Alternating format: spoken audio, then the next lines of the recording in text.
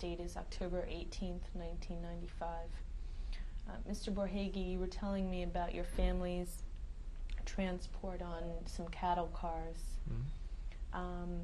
If we could just go back for a moment, you said there was a mistake made and there was another cattle car that ended up in Auschwitz. Mm-hmm. How did you find out about that? And, After the war. Mm-hmm. After the war. But I saw the cars. Mm-hmm. They were on the two lanes, two rails, next to each other. We were facing each other. And we asked, where are you from? And they said, where are they from? It was another big city. In Hungary. In Hungary. And they said, we are from there. And of course we didn't know where we were going to go. So they went to Auschwitz, and we went through Hungary to Austria, Strashof. And we arrived at the Strashof railroad station, and at that time a car came by with Hungarian high officials, and they went by the train, and they were asking for these two professors who were in our train and their families. And they didn't know what to say to. They didn't know what's going to happen to them. They should say they are here, or they just let it go. But they didn't. They insisted. And then one high officer said, you better come out, because the governor of Hungary wants you back. So then they came out, and they took them to the car, and they took them back to Hungary. That the governor had almost the rank as a king in Hungary, and that's for his special request. They want these two Jewish doctors back to Hungary, so they went back. Do you remember their names? Yeah, Dr. Rusnyak and Dr. Puries, professors. Dr. Rusnyak became the president of the Hungarian Academy of Science after the war for quite a few years. He held that rank. And of course he died in the 50s. And the camp was full, the Strashof camp, and they had a cemetery right outside the camp. We couldn't go into the camp because there had no room. So one night we spent in the cemeteries. We slept there, and next day we were able to go into the camps, and they processed us and took everybody's name, and they gave us a number, which later on I'm going to show you the paper. Do you remember your number? No, I don't. And they took us to the so-called shower, which was almost similar like the gas chamber, but thank God here is only water came instead of the gas. And we were washed, and then you went into the camp, and we were there about 5 to 6 days, and then they give us some food which they call the Dörrgemüse. What does that mean? Pardon me? What does that mean? That means it was kind of a vegetable, but they give it to the cows usually, and they chopped up and they made soup out of it, which was unedible. But if you wanted to survive and you didn't have anything else, you eat it. Fortunately, I had some food that time, what we brought with us, so I didn't eat it, and my family didn't have to eat it. And then they gave you a piece of bread every day, like 10 decagram, which is probably 7 ounces of bread, and just black cicoria coffee.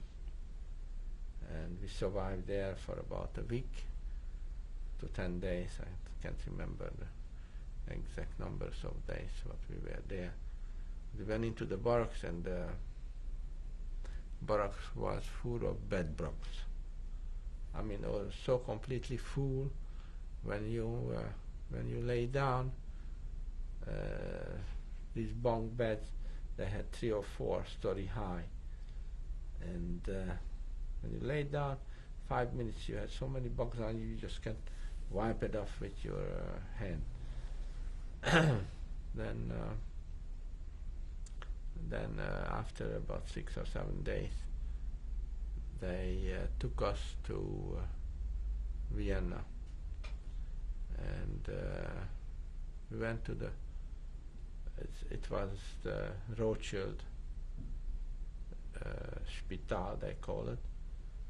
It was built by the Rothschilds in the 1800s as a Jewish hospital, which wasn't functioning anymore as is. It was a transit camp also, and that time it was close to the end of the war, and Austrian factories was able to ask for labor, forced labor, because you didn't have to pay anything to the Jews, you just have to feed them, as you called so-called feeding, which wasn't much of a feeding. So that was very cheap labor, and that factory which acquired us needed only women, and they allowed the children with them, and they needed 30 women, and my grandmother spoke fluent German, and we went to that factory, they called Kofferschloss factory, on the 21st, they call the German Bezirk, which is a unit of Vienna, an outskirt factory, so-called factory, what do you call it when they, sorry. Anyway, there was a lot of factories, and they took us there, and it was a 4-story high square block brick factory, and on the 4th floor they gave us a room, and of course this small room where they put bunk beds, which is 2-story high bunk bed with straw mattresses and straw pillows, and 1 blanket to each person, and the factory had a like a Lagerführer, Nazi German or Nazi Austrian, who was the head of the unit, and my grandmother spoke with him very well, and he said, you spoke so well, so you're going to be the head of the Jewish community here, and whatever I want, I'm going to talk to you, and whatever I want to be done, you translate to them, and you have it done for me. So my grandmother became the translator for this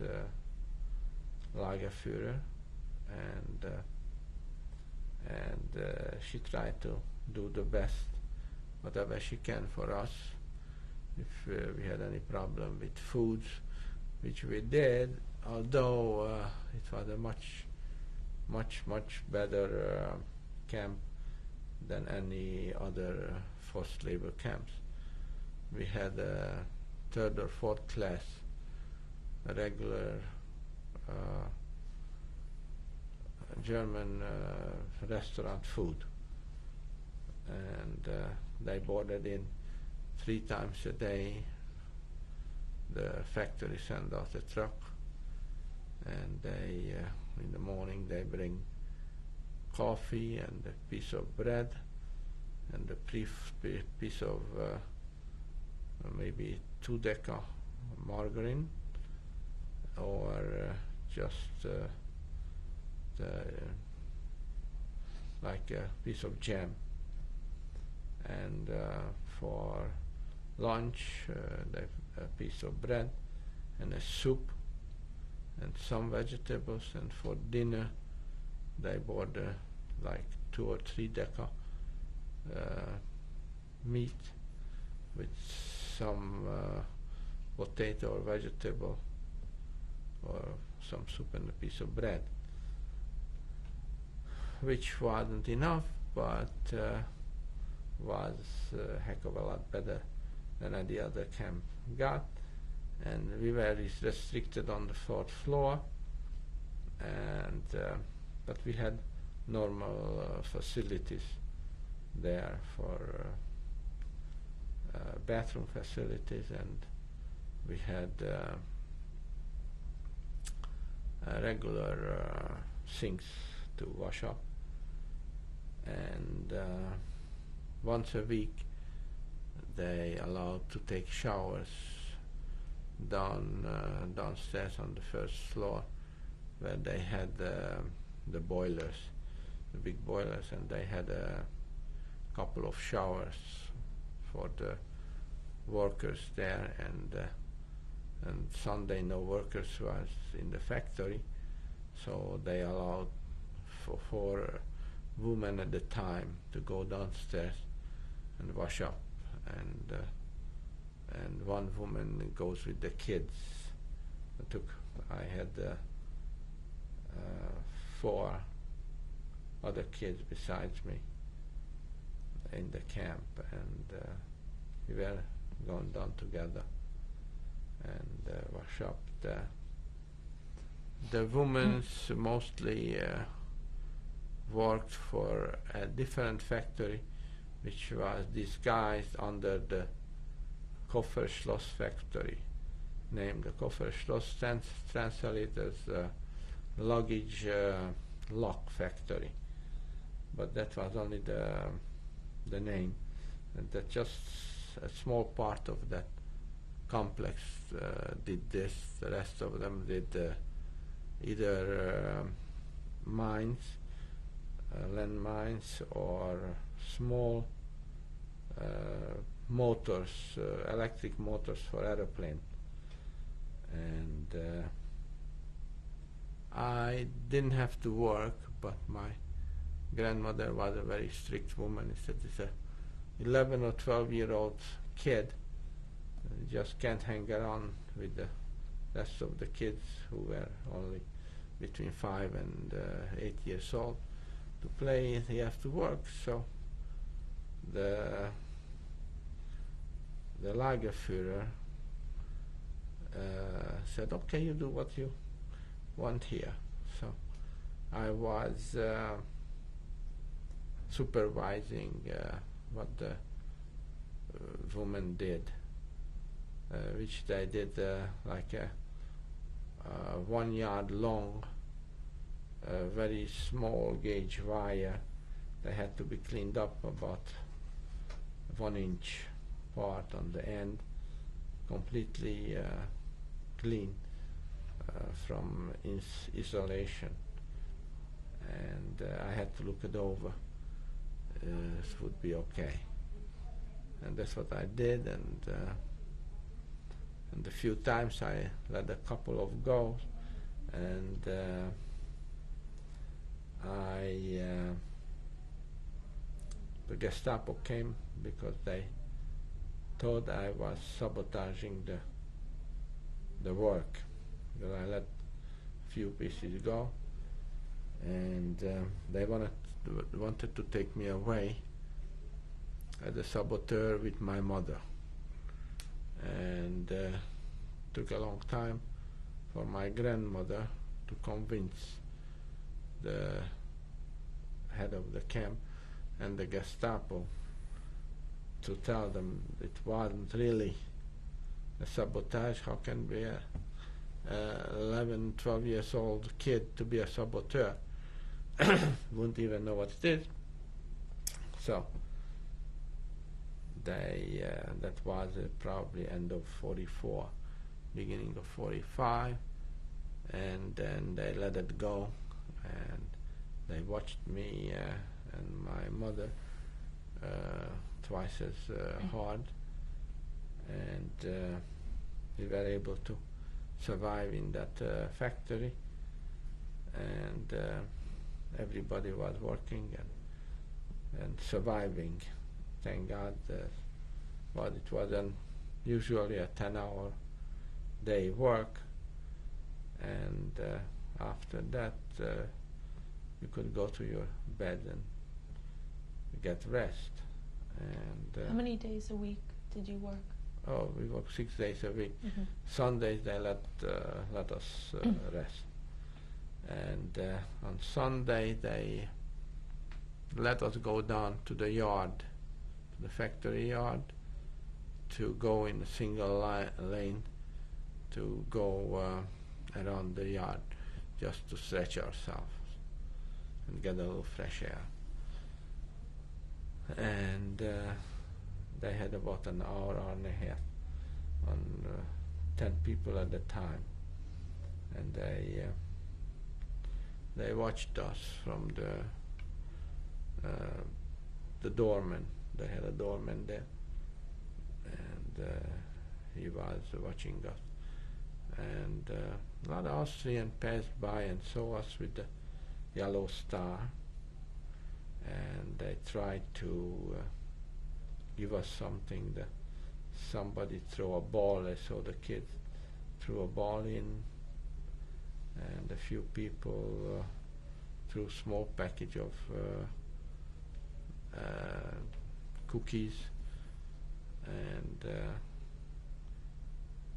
they caught us the second time. Then they took away the privilege to came down anymore. So. But you were allowed to leave sometimes? No. No. No. Only once I find out where my aunt was. It was a few miles away from us, where you can go with streetcars. And my grandmother asked the Lagerführer to let us go to visit these people. They was working in the laundry, and he let us go there with the secretary of the president, and that's the only time we went out there. She was nice enough to volunteer to take us to that factory. We went there, and we left around 3 o'clock, and they allowed us until 6 o'clock to go and come back and spend some time with them. And that's the only time we were allowed outside of the factory. So after, during this period of time, the Americans bombed this factory, and once we got one bomb only, but didn't destroy the factory, just one bomb went through. But when did that happen?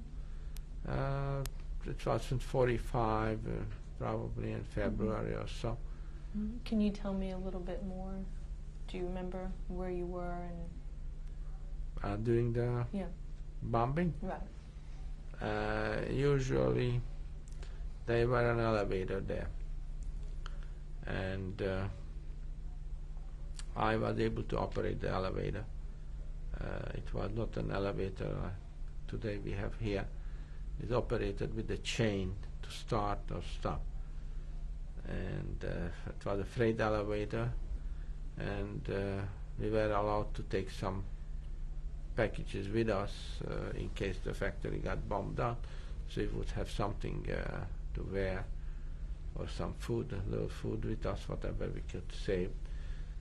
And I usually loaded up the elevator with everybody's packages and went down to the ground floor, and next to the factory, the president of the factory had a house,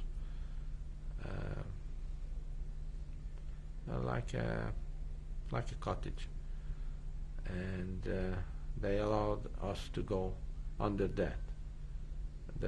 Under the big factory, it was only allowed the Austrians to go, and we were allowed to go to under the little cottage, assuming that if the cottage got hit, we wouldn't survive.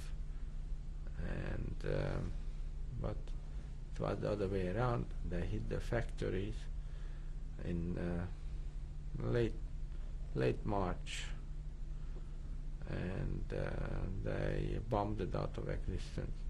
There was nothing left of the factory, and we survived in that little cottage there. We couldn't get out because the factory was the roots of the factory was over the cottage, and they had to dig us out on the exit, where the danger exit, and it was just a window, a steel window with the pried open, and that's how we got out of that. And we didn't have any quarters anymore to go up to, so we were staying in the cellar there, and we were going out. We had to through that window, and we stayed there about 2 weeks because they couldn't get no transportation. Everything bombed around us, and they couldn't get any transportation. So for 2 weeks we stayed there, and we survived as we could. And you weren't working? We weren't working anymore. It was nothing to do, so they didn't know what to do with us. And the videographer said, here are the Jews, you can take them back. You don't have any more work for them. So, but they didn't have no transportation either. So we were down there for about 2 weeks. Then they put us in the truck, and took us back to the railroad station, and they put us back to the Strasshof camp, for the transit camp where we started out from. So we went there. They put us back to the barracks. That was end of March. And of what year? In 45. And within about a few days, we already heard the big guns shooting off from Hungary. It was only about 25-30 miles from the border, and that's when the Russian was nearing the camp. And within about a week or so, the Russian was nearing by. Then they wanted to take us to Theresienstadt. Who And, wanted to take you? the Germans. Mm-hmm. With the guards, and for that week they hardly gave us anything else, just coffee and a piece of bread. And but we had some food stashed away, and we used that. And how do you know they wanted to take you? pardon me? How do you know they wanted to take you to They put us in the Theresienstadt? wagons again. Mm-hmm. Did they tell you what they were going to do? No. Well, I tell you, how do we find out? They took us to the wagons, I mean the cattle cars. They put us into the cattle cars, and the train was ready with about 1,000 people to go to Theresian. And an air raid came, and they bombed all the rail lines and the locomotives, and they weren't able to take us anymore. So they let us stay there for hours in the cars. They didn't know what to do with us. So after they couldn't do nothing, so they opened up the cattle cars, and they herded us back to the camp. And about 2 or 3 days later, the Russian was nearing, and we weren't able to get any food, so we were looking around for guards, and the guards were very scarce. There's only a few left, and they didn't care anymore. So we had to eat, so we went out of the camp, especially the younger teenagers and the young men, and we were looking around in the railroad station, which was only about 500 yards from the camp, and we find some trains there. It was a huge station, about 30 trains who came from Hungary, and they were going towards Germany, and they had everything in those trains, from sugar to jams to flowers, all kind of food. And we pried open the wagons, and the German didn't care anymore, and we got whatever we were able to have. And it was a funny situation. They had jams in the drums, and everybody took whatever he could, pots and pans, and fill up the pot. And one kid was so hungry, it only had something on the bottom of the barrel, so he went head into the barrel to scoop up some jams. And this guy is here in New York now, and have a leather factory. So, and then a day or so later, the Russian came in, and they liberated the camp, and but they didn't give no transportation to us, and they said, you do whatever you can to get whatever you're going to. So we did. Do you remember exactly where you were when the Russians came in? It was in Strashof. Mm-hmm. That's the. What were you doing? Was there advance warning that they were coming? No, the advance warning was the first Russian. When I saw the first Russian kill the German guy, that was the advance warning. And then I actually did see that. And so we were on our own. So. And when was that? That was in beginning of April 1945.